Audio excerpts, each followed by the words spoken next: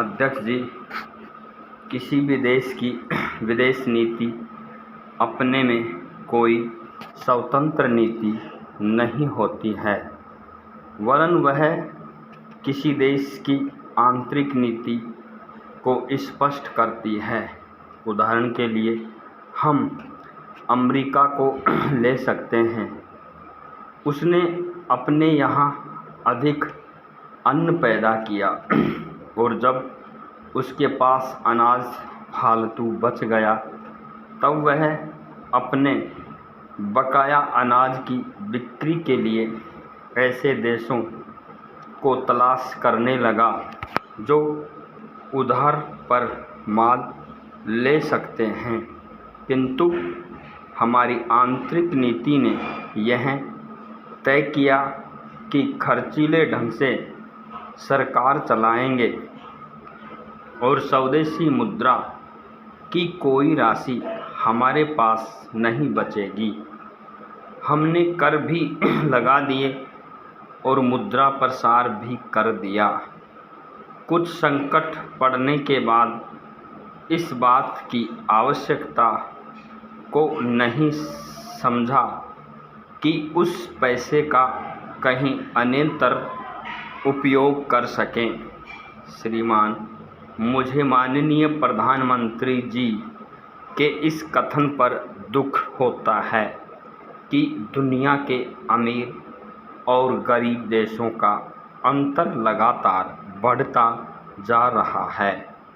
मैं उनसे यह पूछना चाहती हूँ कि भारत की विदेश नीति ने उस अंतर को घटाने की क्या कोशिश की है?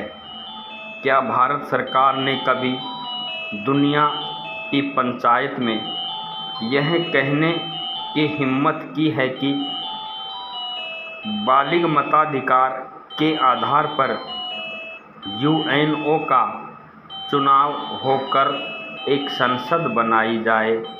और क्या आप में यह देखने की हिम्मत है कि कोई इस प्रकार से इस फौज के हिसाब से कर लगाकर एक विकास का खाता खोल दिया जाए? जो देश विकसित है उनके मज़दूरों का 1 घंटा हमारे देश के मज़दूरों के 100 घंटों के बराबर माना जाता है, क्योंकि उनके पास साधन हैं। इसलिए कुछ अंतर और भी बढ़ता चला जा रहा है।